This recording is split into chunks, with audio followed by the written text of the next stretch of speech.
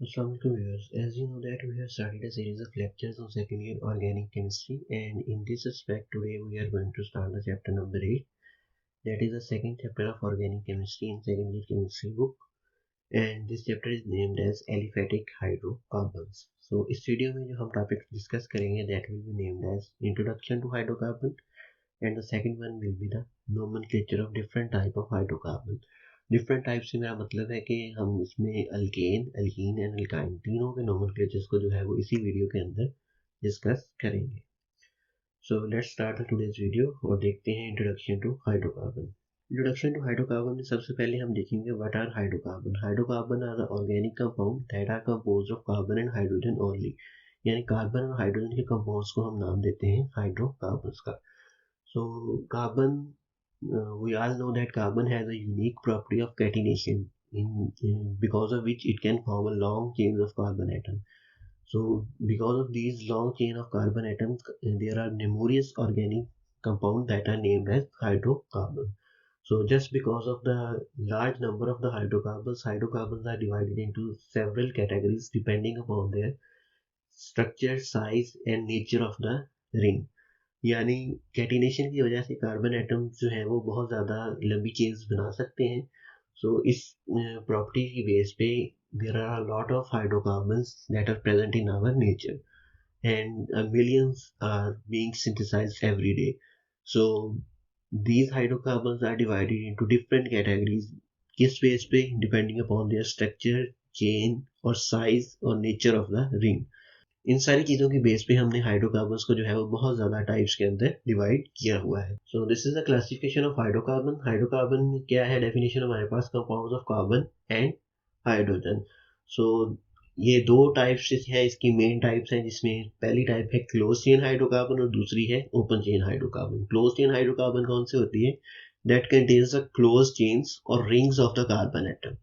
सो ये जो टाइप है ये फर्दर दो टाइप में डिवाइडेड है. एक है एलिसाइक्लिक और दूसरी है एरोमेटिक. एलिसाइक्लिक हाइड्रोकार्बन्स कौन से होते हैं? एलिसाइक्लिक हाइड्रोकार्बन्स वो होते हैं that contains the ring of carbon atom but resemble with the open chain hydrocarbon. जिनके एलिसाइक्लिक हाइड्रोकार्बन ऐसे हाइड्रोकार्बन होते हैं जिनके पास रिंग्स तो प्रेजेंट होती हैं, 3 कार्बन एटम की, 4 कार्बन एटम की, 5 की, 6 की, लेकिन उनकी जो प्रॉपर्टीज होती हैं वो रिजेंबल कर रही होती हैं ओपन चेन हाइड्रोकार्बन के साथ. That's why they are named as alicyclic. और दूसरी जो टाइप होती है क्लोज चेन की वो होती है हमारे पास एरोमेटिक हाइड्रोकार्बन. एरोमेटिक हाइड्रोकार्बन एक स्पेशल क्लास है हाइड्रोकार्बन्स की. इसमें हम हमारे पास कौन सी होते हैं? इसमें वो कंपाउंड्स होते हैं जो कि बेंजीन या बेंजीन के कोई भी डेरिवेटिव्स होते हैं. फॉर एग्जांपल बेंजीन हो गया, टॉलुइन हो गया, बेंजीन सल्फोनिक एसिड हो गया. ये सारे कंपाउंड जो है ये एरोमेटिक हाइड्रोकार्बन्स की क्लास के अंदर आते हैं. दूसरी जो टाइप थी हमारे पास हाइड्रोकार्बन की मेन, वो थी हमारे पास open chain hydrocarbon. Open chain hydrocarbon कौन से होते हैं? ओपन चेन हाइड्रोकार्बन वो हाइड्रोकार्बन होते हैं that contains open chain of carbon atom, जिनके अंदर क्लोज चेन या रिंग नहीं होती बल्कि ओपन जो है वो कार्बन एटम प्रेजेंट होते हैं. सो इनकी फर्दर दो टाइप है, एक है सैचुरेटेड हाइड्रोकार्बन और एक है अनसैचुरेटेड हाइड्रोकार्बन. सैचुरेटेड हाइड्रोकार्बन वो होते हैं जिसमें कार्बन की ये जो ऑल 4 वैलेंसी है that are satisfied by the single bond, जिसके अंदर सिर्फ और सिर्फ सिंगल बॉन्ड प्रेजेंट होता है और कार्बन एटम की तमाम वैलेंसी जो है वो सिंगल बॉन्ड के थ्रू ही सेटिस्फाई होती हैं. अनसैचुरेटेड हाइड्रोकार्बन वो होते हैं जिनके अंदर कार्बन एटम की तमाम वैलेंसी जो है that are not fully utilise और वहां पे कोई ना कोई डबल या ट्रिपल बॉन्ड प्रेजेंट होता है. अनसैचुरेटेड हाइड्रोकार्बन्स की फर्दर दो टाइप हैं, एक है अल्कीन्स और एक है अल्काइंस. अल्कीन्स कौन सी होती है? जिसके पास कार्बन कार्बन डबल बॉन्ड होता है, या ऐसे कह सकते हैं कि कोई भी hydrocarbon that contains at least 1 carbon carbon double bond. और इस तरह से अल्काइन जो होता है, alkynes are the hydrocarbon that contains at least 1 triple bond. So this is the classification of hydrocarbon. So हम बात कर रहे हैं क्योंकि एलिफैटिक हाइड्रोकार्बन्स की, तो एलिफैटिक हाइड्रोकार्बन जो है वो ओपन चेन जो हाइड्रोकार्बन्स होते हैं उन्हीं का दूसरा नाम जो है वो क्या है हमारे पास? Aliphatic hydrocarbons. एलिफैटिक हाइड्रोकार्बन्स के अंदर यहाँ से ही क्लियर हो जाता है कि हम उसमें सैचुरेटेड हाइड्रोकार्बन्स को भी डिस्कस करेंगे और अनसैचुरेटेड हाइड्रोकार्बन्स को भी डिस्कस करेंगे. सो सैचुरेटेड हाइड्रोकार्बन्स की जो फर्दर क्लास है, जो मेन क्लास है इनकी, उसको नाम देते हैं अल्केन्स का, या इस तरह से कह सकते हैं कि सैचुरेटेड हाइड्रोकार्बन्स का जो दूसरा नाम है वो क्या है? अल्केन. और अनसैचुरेटेड हाइड्रोकार्बन्स जो है वो फर्दर 2 टाइप में डिवाइड होते हैं, अल्कीन और अल्काइन के अंदर। तो यानी इस चैप्टर के अंदर हम 3 जो है वो तरह के कंपाउंड्स जो है वो हाइड्रोकार्बन्स जो है उनको डिस्कस करेंगे। पहला होगा हमारे पास अल्केन, दूसरा होगा अल्कीन और तीसरा होगा अल्काइन। तीनों के हम इसमें नोमेनक्लेचर को डिस्कस करेंगे, तीनों के मेथड ऑफ प्रेपरेशन होंगे, फिजिकल प्रॉपर्टीज होगी, रिएक्टिविटी होगी और यूजेस होंगे। तो ये तो था इस चैप्टर का एक ब्रीफ सा इंट्रोडक्शन। सो अब हम नेक्स्ट टॉपिक की तरफ मूव करते हैं, that is nomenclature. Nomenclature of hydrocarbons, ये वर्ड हम बहुत बार सुनते हैं और सेकेंड ईयर के जो स्टूडेंट होते हैं उनको बहुत दफ़ा ये ऑलमोस्ट हर चैप्टर के अंदर ही, ये ऑर्गेनिक केमिस्ट्री के हर चैप्टर के अंदर ये वर्ड सुनने को मिलता है। सो नोमेनक्लेचर होता क्या है? So nomenclature is defined as a set of guidelines or directive that are used to develop or generate the name of the chemical substances। यानी केमिकल सब्सटेंस को नाम देने का जो तरीकाकार है, जो गाइडलाइंस हैं, जो हम कह लें कि गाइडलाइंस को, जिन गाइडलाइंस को फॉलो करते हैं, that are collectively known as the nomenclature of organic compound. Usually 2 तरह के नोमेनक्लेचर जो है वो हम स्टडी करते हैं। एक होता है कॉमन नेम सिस्टम और दूसरा होता है IUPAC system. So common system को भी अलग से डिस्कस करते हैं और IUPAC सिस्टम को अलग से यहाँ पे डिस्कस करेंगे। सो स्टार्ट करते हैं कॉमन सिस्टम से। कॉमन सिस्टम या ट्रिवियल नेम्स क्या होते थे? कॉमन शुरू में अर्ली डेज के अंदर कंपाउंड को नाम दिया जाता था बेस्ड अपॉन इस हिस्ट्री, इसका जो प्रिपरेशन का मेथड था उसकी बेस पे, और जो कोई पर्सन इसके ऊपर वर्क कर रहा था उसके नाम के ऊपर कंपाउंड्स को जो है वो नाम दिया जाता था। यानी 3 जो है हमारे पास मेन बेसिस होती थी। एक उसकी हिस्ट्री कि मतलब किस तरह से पाई जाती है, कहाँ पाई जाती है, ये एक सीन हो गया। दूसरा सीन क्या होता था कि उसका प्रिपरेशन का मेथड क्या है, किस तरह से वो प्रिपेयर हो रही है, उस बेस पे नाम दे देते थे। या तीसरा जो था कि कोई फर्दर एक साइंटिस्ट जो है वो उसके ऊपर वर्क कर रहा है, जिसने उसको डिस्कवर किया है, तो उसी के नाम के ऊपर उस कंपाउंड को जो है वो नाम दे दिया जाता था। फॉर एग्जाम्पल जो मीथेन गैस है, methane is named as marsh gas because it is found in the marshy places. क्योंकि ये मार्शी प्लेस के अंदर पाई जाती थी, दलदली जगह के अंदर पाई जाती थी, दैट्स वाई इसका नाम ही हम उसने रख दिया मार्श गैस।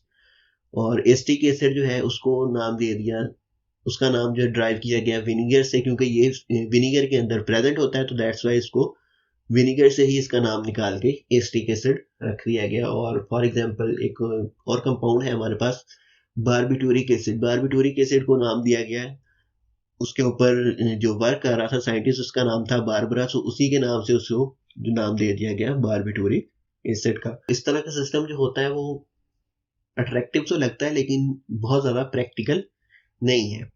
सो ये तो हो गई 3 टाइप, जो मतलब 3 बेसिस जो थी कॉमन नेम्स की। नेक्स्ट है स्ट्रेट चेन या ब्रांच चेन हाइड्रोकार्बन को नाम कैसे देते थे? स्ट्रेट चेन या ब्रांच चेन हाइड्रोकार्बन को नाम देते थे, उसका नाम ड्राइव करते थे फ्रॉम ग्रीक और Latin numericals indicating the number of the carbon atom in the molecule. Greek या जो लैटिन लैंग्वेज है उसके जो न्यूमेरिकल्स थे, मतलब उसकी जो काउंटिंग थी उसमें से वर्ड निकालते थे और जो ये जाहिर करता था कि इसके अंदर इतने कार्बन एटम वहां पे प्रेजेंट है, और उसके एंड पे लगा देते थे ane, ANE as a suffix, तो वो उस कंपाउंड का नेम हो जाता। फॉर एग्जांपल ये है हमारे पास C5H12, यानी इसके पास 5 कार्बन एटम है तो उसको पेंटेन का नाम दे दिया गया। पेंट जो है वो न्यूमेरिकल जो जाहिर कर रहा है कि इसके पास 5 कार्बन एटम है, और एन जो है वो एज अ सुफिक्स। इस तरह से C6H14 है जिसमें 6 कार्बन है, तो 6 कार्बन की वजह से इसको हेग्स का नाम दे दिया गया और साथ में ANE वहां पे अटैच कर दिया गया। इस तरह का जो कॉमन नेम है ये तमाम के तमाम आइसोमर्स के लिए एक ही होता था, मतलब पेंटेन के जितने भी आइसोमर होंगे उनको पेंटेन ही कहा जाएगा, हेक्सेन के होंगे उनको भी हेक्सेन ही कहा जाएगा। लेकिन उनको सेपरेट करने के लिए क्या करते थे, वहां पे एक प्रीफिक्स का यूज करते थे, एन, आइसो और नियो, इस तरह के प्रीफिक्स जो है वो उसके स्टार्ट में लगा देते थे, जिससे ये जाहिर होता था कि ये एक अलग जो है वो आइसोमर है। For example n pentane, isopentane, neopentane, ये उसके 3 आइसोमर्स को जो है वो सेपरेट कर रहे हैं। लेकिन आइसोमर का जो पेरेंट नेम होगा वो वही का वही रहता था कॉमन सिस्टम में। फॉर एग्जांपल ये है हमारे पास ब्यूटेन, ठीक है, एन ब्यूटेन भी इसको कह सकते हैं, सिंपल ब्यूटेन भी कह सकते हैं। नेक्स्ट ये है आइसोब्यूटेन, ब्यूटेन का एक आइसोमर है तो इस वजह से इसको आइसोब्यूटेन का नेम दे दिया गया। और ये है हमारे पास पेंटेन या एन पेंटेन, और इसी तरह से ये उसका एक और आइसोमर है, उसको नाम दे दिया गया आइसोपेंटेन का। और तीसरा आइसोमर जो है वो क्या है, ये भी उसी का आइसोमर है, तो इसको नियोपेंटेन का जो है वो नाम दे दिया गया। सो ये जो आइसोमर्स को सेपरेट करने का सिस्टम था, ये जो प्रीफिक्स हम लगाते थे एन, आइसो और neo, it also has a limited use, और ये कम्प्लेक्स मॉलिक्यूल्स के ऊपर जो है वो वैलिड नहीं थी। कम्प्लेक्स मॉलिक्यूल में ऐसा मॉलिक्यूल जिसके पास बहुत ज्यादा ब्रांचिंग वहां पे प्रेजेंट है। सो कॉमन नेम जो है वो स्ट्रक्चर के बारे में भी कोई इतनी खास इंफॉर्मेशन नहीं देते थे। फॉर एग्जांपल पेंटेन है, तो पेंटेन कौन सा होगा, सिंपल पेंटेन अगर लिखा गया है पेंटेन, तो उसमें हमें ये सेपरेट करना उससे मुश्किल हो जाता था कौन सा आइसोमर है इसका, नियो है, नॉर्मल है, या आइसोपेंटेन है, कौन सा पेंटेन है, ये इसको सेपरेट करना वहां पे पॉसिबल नहीं था। और एल्कीन का अगर नाम की बात करें तो एल्कीन के नाम में क्या कहते थे कि जो उसका एन था, ए एन ई, उसको रिप्लेस कर देते थे y l e n e यानी लाइन से, यानी जो इथेन था उसका नाम बन जाएगा इथाइलिन, प्रोपेन का नाम बन जाएगा प्रोपाइलिन। इस तरह से जो है ये उसको एल्केन को एल्कीन से सेपरेट करते थे। नेक्स्ट दूसरा नोमेनक्लेचर जो हम यहाँ पे डिस्कस करेंगे that is IUPAC names. IUPAC names को डिस्कस करने से पहले देखते हैं कि what is IUPAC. IUPAC is an international federation of chemists that is named as International Union of Pure and Applied Chemists. So IUPAC जो है ये एक इंटरनेशनल फेडरेशन है केमिस्ट की, जो गाइडलाइंस दी, जिसने गाइडलाइंस दी to name the organic compound. So इस वजह से ये जो नोमेनक्लेचर था इसको नाम दे दिया गया IUPAC नोमेनक्लेचर और IUPAC सिस्टम ऑफ नेमिंग। सो 1889 के अंदर जो है वो एक ऑर्गेनिक कंपाउंड्स को नेम करने के एक सोल्यूशन दिया गया था बाय इंटरनेशनल केमिकल कांग्रेस। सो उसने जो है वो एक सोल्यूशन पेश किया था जिसको एक्सेप्ट किया गया था 1892 के अंदर इन जिनेवा, लेकिन वो इनकम्प्लीट थी। सो that's why in 1930 another solution was put forward by International Union of Chemistry, so that is named as Liege rules. इस रिपोर्ट को जो है वो फर्दर मॉडिफाई किया गया by international union of pure and applied chemist in 1947, और जो latest जो रिपोर्ट है इस मामले में दैट वाज पब्लिश्ड इन 1979। सो ये जो सिस्टम है ये बेस करता है एक सिंपल प्रिंसिपल के ऊपर। सिंपल प्रिंसिपल क्या है कि each different compound should have a different name, कि हर डिफरेंट कंपाउंड का एक डिफरेंट नाम होना चाहिए, चाहे वो किसी एक ही कंपाउंड का आइसोमर क्यों ना हो। मतलब आइसोमर्स के भी डिफरेंट नेम जो है वो इस सिस्टम के थ्रू हम अलॉट कर सकते हैं, यानी हर कंपाउंड, हर केमिकल फार्मूला, हर मॉलिक्यूलर फार्मूला, हर स्ट्रक्चर फार्मूला का एक डिफरेंट नेम होगा अकॉर्डिंग टू आईयूपैक सिस्टम। तो देखते हैं कि किस तरह से कौन कौन सी गाइडलाइंस को फॉलो करते हुए हम ये नाम अलॉट कर सकते हैं।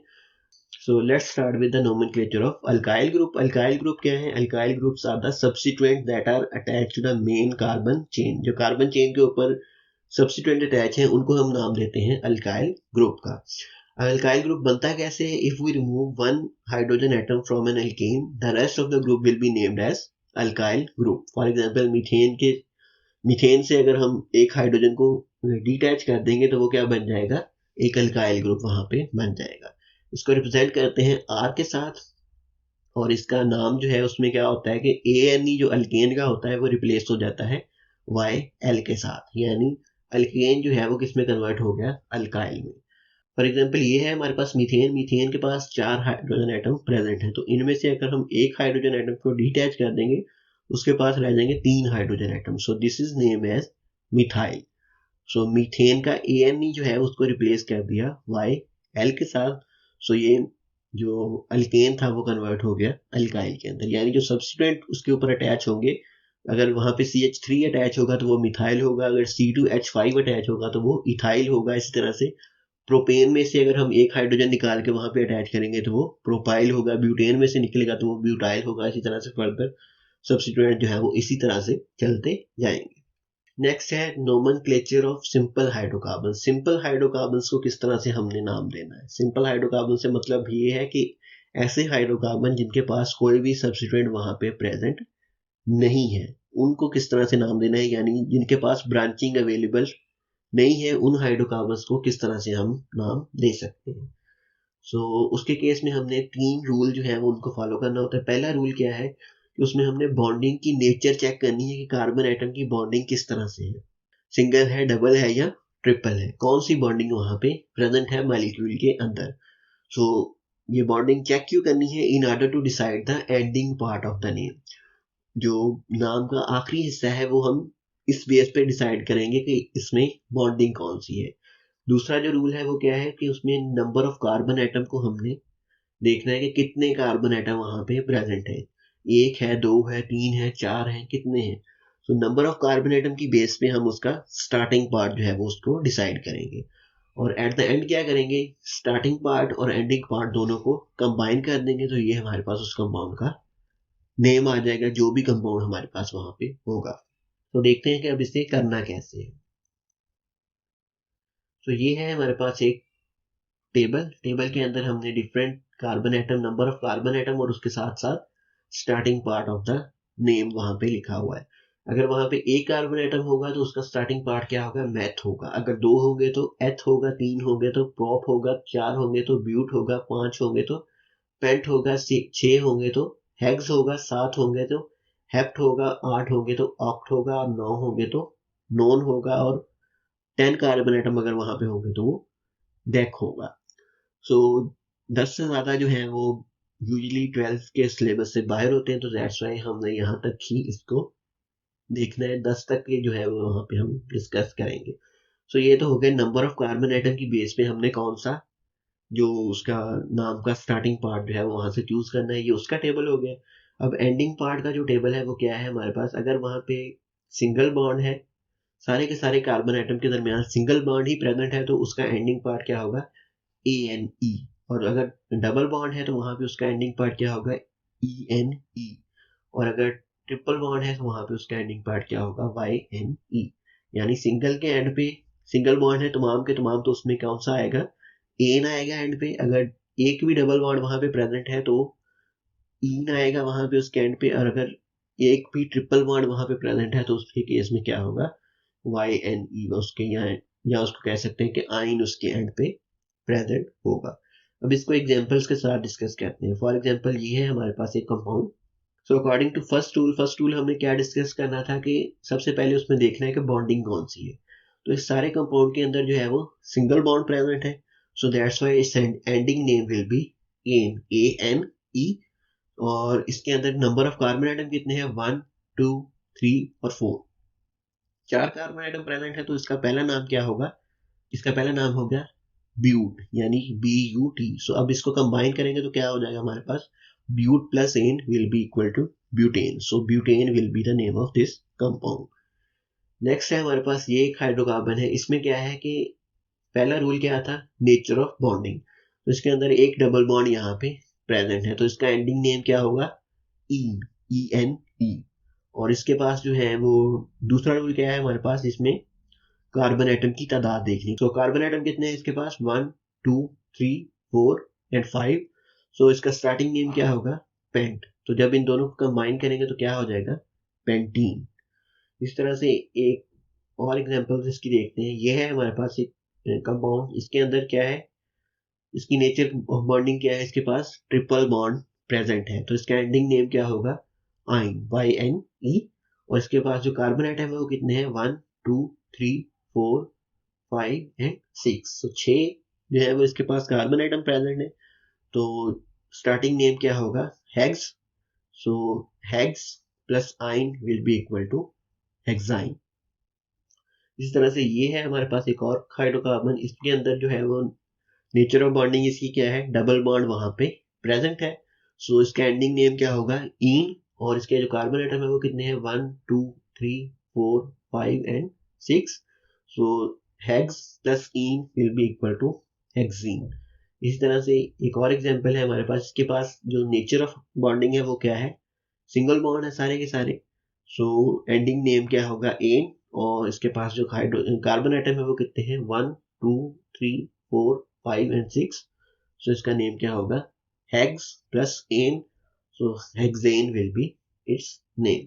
तो यहाँ तक बात हो गई सिंपल हाइड्रोकार्बन की। ऐसे हाइड्रोकार्बन जिनके पास कोई भी ब्रांचिंग हो, यहाँ कोई भी इसके ऊपर सब्सटेंट प्रेजेंट नहीं है, तो उनके नेम की यहाँ तक बात होगी। नेक्स्ट अब बात करते हैं for complex hydrocarbons. Nomenclature of complex hydrocarbon में क्या है कि हम डिफरेंट रूल्स को फॉलो करते हैं for a compound that has a lot of branching और substituent on the main carbon chain. तो उस केस में हमने क्या करना है, उसके केस में डिफरेंट जो है वो रूल्स को फॉलो करना है। वो रूल्स कौन से हैं? फर्स्ट ऑफ ऑल सबसे पहला रूल क्या है कि उसमें हमने लोकेट करनी है longest continuous chain of carbon atom containing the functional group. हमने एक कार्बन चेन को जो है वो लोकेट करना है जिसके पास फंक्शनल ग्रुप प्रेजेंट हो, यानी उस चेन के अंदर फंक्शनल ग्रुप का आना जरूरी है। दूसरा रूल क्या है हमारे पास, उसमें हमने क्या करना है कि number the located carbon chain. जो कार्बन चेन हमने लोकेट की है उसको नंबरिंग देनी है। नंबरिंग कैसे देनी है? Starting from the end that is nearer to the functional group. Functional group के नजदीक तरीन जो उसका एंड है उससे हमने जो है उसको नंबरिंग देनी स्टार्ट करनी है। और substituent if there is no functional group, अगर फंक्शनल ग्रुप प्रेजेंट नहीं है तो जिस एंड के नजदीक जो सब्स्टिट्यूएंट प्रेजेंट है उस एंड से हमने उसको नंबरिंग देनी स्टार्ट करनी है। तीसरा रूल क्या है हमारे पास? तीसरा रूल ये है कि जो नंबर हमें ऑब्टेन होगा by applying the second rule, उसको यूज करते हुए हमने फंक्शनल ग्रुप की पोजीशन जो है वो उसको डेजिग्नेट करना है। फंक्शनल ग्रुप की पोजीशन को बताना है कि फंक्शनल ग्रुप की पोजीशन कौन सी है। सो उसमें हम क्या करेंगे, द पेरेंट नेम, जो कंपाउंड का पेरेंट नेम होगा, जिस तरह से हमने पीछे जो है वो सिंपल हाइड्रोकार्बन के केस में डिस्कस किया था, जो पेरेंट नेम उसका निकलेगा उसको लास्ट पे रखेंगे और सब्स्टिट्यूएंट का नेम जो है वो पहले आएगा। और उससे पहले उस सब्स्टिट्यूएंट के नेम से पहले भी क्या आएगा? नंबर ऑफ द सब्स्टिट्यूएंट के कौन से कार्बन के ऊपर जो है वो सब्स्टिट्यूएंट प्रेजेंट है, और उस नंबर को और नाम को जो है वो सेपरेट करेंगे बाया हाइफन। यानी इसमें होगा क्या कि सबसे पहले आएगा नंबर ऑफ कार्बन एटम जिसके ऊपर सब्स्टिट्यूएंट प्रेजेंट है, उसके बाद एक हाइफन आएगा, उसके बाद जो सब्स्टिट्यूएंट का नाम होगा, और फिर parent name of the hydrocarbon वहां पे आएगा। और चौथा रूल जो है वो इसमें क्या है कि अगर दो या दो से ज्यादा सब्स्टिट्यूएंट वहां पे प्रेजेंट है दैट आर आइडेंटिकल, मतलब दो मिथाइल ग्रुप प्रेजेंट है या दो इथाइल ग्रुप प्रेजेंट है, तीन प्रोपाइल ग्रुप प्रेजेंट है, तो उसके केस में हम क्या करेंगे, एक प्रीफिक्स यूज होगी before the name of the substituent, di, tri और टेट्रा की। दो होंगे, दो आइडेंटिकल सब्स्टिट्यूएंट प्रेजेंट है तो उसमें डाई आएगा, अगर तीन आइडेंटिकल प्रेजेंट है तो उसमें ट्राई आएगा, अगर चार आइडेंटिकल प्रेजेंट है तो उसमें टेट्रा का वर्ड वहां पे हम यूज करेंगे। तो अब इस ये चार रूल जो हमने यहाँ पे डिस्कस किए हैं उसको एग्जांपल्स के साथ यहाँ पे देखते हैं। फॉर एग्जांपल ये है हमारे पास एक कंपाउंड, इसके अंदर हमने सबसे पहला रूल अप्लाई करते हुए जो लॉन्गेस्ट कंटिन्यूअस कार्बन चेन है उसको हमने यहाँ पे लोकेट कर लिया है। सो पहला रूल क्या था हमारे पास कि locate the longest continuous carbon chain that contains the functional group. तो इस केस में हमारे पास फंक्शनल ग्रुप कोई भी प्रेजेंट नहीं है, तो इसमें हमने सिर्फ और सिर्फ लॉन्गेस्ट कंटिन्यूअस चेन जो है उसी को ही लोकेट करना है। तो वो लोकेट हमने कर ली है। नेक्स्ट क्या था कि हमने उसको नंबर देना था। नंबर कहाँ से देना था? Starting from the end that has the substituent और फंक्शनल ग्रुप। फंक्शनल ग्रुप या सब्स्टिट्यूएंट के नजदीक तरीन जो एंड था उससे हमने नंबरिंग को स्टार्ट करना था। तो इसकी नंबरिंग जो है वो स्टार्ट होगी यहाँ से, क्योंकि इस नजदीक तरीन जो एंड है सब्स्टिट्यूएंट के वो कौन सा है, ये वाला है, ना कि ये वाला। सो यहाँ से हमने इसकी नंबरिंग को स्टार्ट किया 1 2 3 4 5 6 7 एंड 8।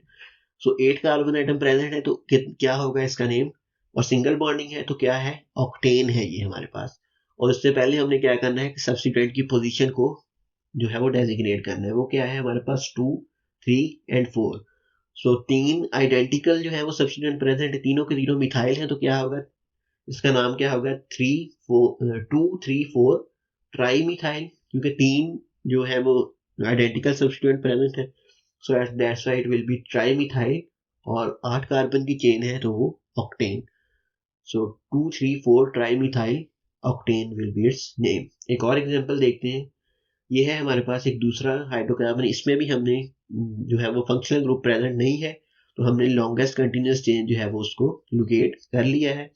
और लॉन्गेस्ट कंटिन्यूअस चेन के ऊपर ये जो एंड है ये नियरर है सब्स्टिट्यूएंट्स के, ये जो एंड है ये फर्दर है, दूर है। सो दैट्स व्हाई हम इस एंड से जो है वो नंबरिंग स्टार्ट करते हैं। तो नंबरिंग हमने स्टार्ट की 1 2 3 4 5 6 and 7।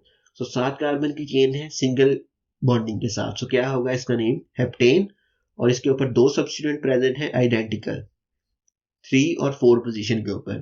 So its name will be 3,4 dimethyl heptane. So ये दो एग्जांपल्स थी हमारे पास विदाउट फंक्शनल ग्रुप। अब विद फंक्शनल ग्रुप वाली एग्जांपल्स को डिस्कस करते हैं। सो ये है हमारे पास एक हाइड्रोकार्बन जिसके पास double bond as a functional group यहाँ पे प्रेजेंट है। सो इसके केस में हमने क्या करना है कि वही पहला रूल है हमारे पास कि locate the longest continuous chain that contains the functional group. तो इसमें हमने फंक्शनल ग्रुप के साथ वाली जो चेन है लॉन्गेस्ट कंटिन्यूस उसको हमने लोकेट कर लिया है। अब इसमें हमने नंबरिंग करनी है किस एंड से, जो नियरर है to the substituent to the functional group. जो फंक्शनल ग्रुप के नियरर है उस एंड से हमने जो है वो सब नंबरिंग स्टार्ट करनी है। फंक्शनल ग्रुप जो है उसको अब फोकियत हासिल है सब्स्टिट्यूएंट के ऊपर। सब्स्टिट्यूएंट जो है वो एज अ सेकेंडरी मैट्रिक्स है, उसके ऊपर उसको हमने एज अ सेकेंडरी तौर पे देखना है। पहले देखना है कि फंक्शनल ग्रुप कहाँ पे प्रेजेंट है। तो इसमें क्योंकि फंक्शनल ग्रुप प्रेजेंट है तो इसकी नंबरिंग जो है वो स्टार्ट होगी from this end, not this end. So इस एंड से अगर हम नंबरिंग स्टार्ट करेंगे तो क्या होगी 1 2 3 4 5 6 7 8 एंड 9। सो 9 कार्बन एटम की चेन है तो इसका स्टार्टिंग नेम क्या होगा नॉन, और डबल बॉन्डिंग भी इसमें प्रेजेंट है तो एंडिंग नेम क्या होगा इन। सो नोनीन है ये, और उसके ऊपर जो सब्स्टिट्यूएंट है वो कहाँ कहाँ पे प्रेजेंट है 7 और 8 कार्बन के ऊपर सिमिलर या आइडेंटिकल सब्स्टिट्यूएंट यहाँ पे प्रेजेंट है। तो ये क्या होगा इसका नेम 7,8 डाइमिथाइल। और अब इसमें हमने जो फंक्शनल ग्रुप है उसकी पोजीशन को भी यहाँ पे लोकेट करना है। तो उसकी पोजीशन क्या है हमारे पास 2, तो उसका नाम क्या होगा 7,8 dimethyl 2 nonene. So this will be its name. एक और एग्जांपल है हमारे पास, इसमें क्या है, इसमें भी हमने वही पहला रूल अप्लाई करते हुए लॉन्गेस्ट कंटिन्यूस चेन जो है विद फंक्शनल ग्रुप उसको आइडेंटिफाई कर लिया है। अब ये जो एंड है ये नियरर है फंक्शनल ग्रुप के। सो यहाँ से हम नंबरिंग स्टार्ट करेंगे। तो अब हम इसमें जो नंबरिंग स्टार्ट होगी वो क्या होगी 1 2 3 4 5 6 7 एंड 8। सो ये 8 कार्बन एटम की चेन है जिसके पास एक डबल बॉन्ड प्रेजेंट है, तो उसका नाम क्या होगा ऑक्टीन। सो इसके ऊपर जो सब्स्टिट्यूएंट प्रेजेंट है वो किस कार्बन के ऊपर है 3 4 और 5 के ऊपर, और तीनों के तीनों जो है वो क्या है आइडेंटिकल है। So it will be trimethyl. So अब इसमें क्या नाम होगा 3 4 5 ट्राई मिथाइल, और 1 के ऊपर डबल बॉन्ड प्रेजेंट है तो दैट्स वाई 1 ऑक्टीन। एक और एग्जांपल देखते हैं ट्रिपल बॉन्ड के साथ। तो ये है हमारे पास एक हाइड्रोकार्बन जिसके पास एक ट्रिपल बॉन्ड प्रेजेंट है। तो इसमें हमने वही पहला रूल अप्लाई करते हुए longest continuous chain with functional group जो है उसको हमने लोकेट कर लिया है। सो अब इसकी नंबरिंग जो है वो स्टार्ट होगी from the end that is nearer to the functional group. तो फंक्शनल ग्रुप के नियरर जो एंड है वो क्या है हमारे पास ये वाला एंड है, तो यहाँ से हम इसकी नंबरिंग को स्टार्ट करेंगे। सो नंबरिंग क्या होगी 1 2 3 4 5 एंड 6। 6 कार्बन एटम की ये चेन है जिसके पास एक डबल बॉन्ड प्रेजेंट है, तो इसका नाम क्या हो गया हेक्साइन। और उसके ऊपर 4 और 5 के ऊपर 2 मिथाइल ग्रुप है, सो 4 5 डाई मिथाइल, और इसका जो पूरा नाम बन जाएगा वो क्या हो जाएगा 4 5 डाई मिथाइल। और दो का सेकंड कार्बन के ऊपर जो है वो ट्रिपल बॉन्ड प्रेजेंट था, ये फंक्शनल ग्रुप है इसका। सो उस name will B 4 5 dimethyl 2 hexyne. ये है हमारे पास एक और एग्जांपल। इसमें भी हमने पहला रूल अप्लाई करते हुए longest continuous chain with functional group जो है वो उसको हमने लोकेट कर लिया है। अब वही नंबरिंग देनी है। हमने नंबरिंग कहाँ से लेनी है from the end that is nearer to the functional group. Functional group के नियरर जो एंड है इस कार्बन चेन का वो है ये वाला। सो इससे हम नंबरिंग स्टार्ट करेंगे। नंबरिंग के क्या हो जाएगा हमारे पास 1 2 3 4 5 6 7 एंड 8। सो 8 कार्बन एटम की चेन है जिसके पास एक ट्रिपल बॉन्ड वहां पे प्रेजेंट है, तो ऑक्टाइन जो है वो इसका क्या हो जाएगा नाम होगा। और इसको इसके ऊपर जो पोजीशन है हमारे पास सब्स्टिट्यूएंट की वो क्या है 2 और 6। सो 2 6 डाइमिथाइल 3 ऑक्टाइन, क्योंकि 3 के ऊपर जो है वो ट्रिपल बॉन्ड प्रेजेंट है। नेक्स्ट है कुछ एक्सेप्शनल रूल्स हैं जो कि हर कार्बन हाइड्रोकार्बन के ऊपर अप्लाई नहीं होते बल्कि कुछ स्पेसिफिक केसेस के अंदर ही वो अप्लाई होते हैं। तो पहला एक्सेप्शनल रूल क्या है कि when ever carbon atom has a 2 substituent तो उसका नंबर जो है वो 2 दफा यूटिलाइज करेंगे। फॉर एग्जांपल एक ही कार्बन एटम के ऊपर 2 सब्स्टिट्यूएंट आ जाएंगे तो उसका नंबर जो है वो 2 दफा हम वहां पे जिसका नाम लिखेंगे उसमें 2 दफा लिखेंगे। फॉर एग्जांपल ये है हमारे पास एक हाइड्रोकार्बन, उसके ऊपर ये 6 कार्बन के ऊपर 2 दफा जो है वो सब्स्टिट्यूएंट प्रेजेंट है। तो जो 6 का नंबर है वो 2 दफा आएगा, जिस तरह से ये है यहाँ पे 2,6,6 trimethyl 3 ऑक्टाइन। So according to the second exceptional rule, when first branching occurs at the equal distance from the either end of the chain, so choose that name that gives the lowest possible number to the first point of difference. For example, ये है हमारे पास एक hydrocarbon, इसमें इस end से भी अगर हम देखें तो सेकेंड एंड के ऊपर पहली ब्रांचिंग है, इस एंड से भी देखेंगे तो सेकेंड एंड के ऊपर ही पहली ब्रांचिंग है। तो अब हमने नाम चूज करना है, कौन सा नाम चूज करेंगे? इस एंड से अगर हम नाम देंगे तो क्या होगा, 2, 4 और 5। 2, 4 और 5 जो है वो सब्स्टिट्यूएंट की पोजीशन आएगी। और अगर इस एंड से आएंगे तो वो क्या आएगी हमारे पास, 2, 3 एंड 5। सो जो 2, 3 एंड 5 की पोजीशन है, इसको हम प्रेफर करेंगे to give the that will be preferred as the actual name of this hydrocarbon, यानी 3-ethyl-2,5-dimethyl-hexane will be the exact name of this hydrocarbon, not 4-ethyl-2,5-dimethyl-hexane। So इस केस में जो है, इसको याद करने की एक और आसान तरीका भी है हमारे पास। वो क्या है कि हम देखेंगे कि सब्स्टिट्यूएंट की जो पोजीशन है, किस एंड से उसका जो सम है वो लोएस्ट पॉसिबल नंबर बन रहा है। अगर हम इस एंड से देखते हैं तो सब्स्टिट्यूएंट की पोजीशन क्या है, 2, 3 एंड 5। तो इसका अगर 2, 3 और 5 का अगर हम सम करेंगे तो हमारे पास क्या बनता है, 10 का। अगर हम इस एंड से आते हैं, वो क्या है हमारे पास, 2, 4 एंड 5 की। तो 2, 4 एंड 5 का अगर हम सम करेंगे तो वो बनता है 11। सो हम 10 का जो सम बना है उसको प्रेफर करेंगे ओवर 11 वाली कॉन्फ़िगरेशन के। So that's right, 3-ethyl-2,5-dimethyl-hexane will be preferred as a actual name of this compound. एक और एक्सेप्शनल रूल है, वो क्या है कि when two chains of equal length compete for the selection of the parent chain, जब हमने लोकेट करनी है लॉन्गेस्ट कंटिन्यूअस चेन, अगर वहां पे हमारे पास दो जो है वो चेन जो है वो उसको कंपीट कर रही हो, जैसे इस हाइड्रोकार्बन में है, इसमें एक चेन जो है उसको ग्रीन लाइन के साथ जो है वो लोकेट किया गया, दूसरी चेन जो है वो उसको येलो लाइन के साथ लोकेट किया गया। दोनों के पास जो है वो कार्बन एटम की तादाद सेम है, यानी 1, 2, 3, 4, 5 एंड 6।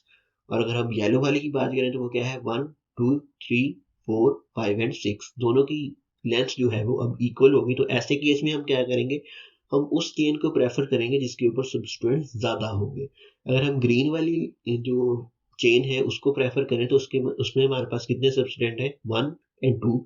अगर हम येलो वाली की बात करें तो उसमें हमारे पास सिर्फ और सिर्फ एक ही सब्स्टिट्यूएंट वहां पे प्रेजेंट है। So that's why will prefer the green, जो ग्रीन वाली जो चेन है उसको हम वहां पे प्रेफर करेंगे।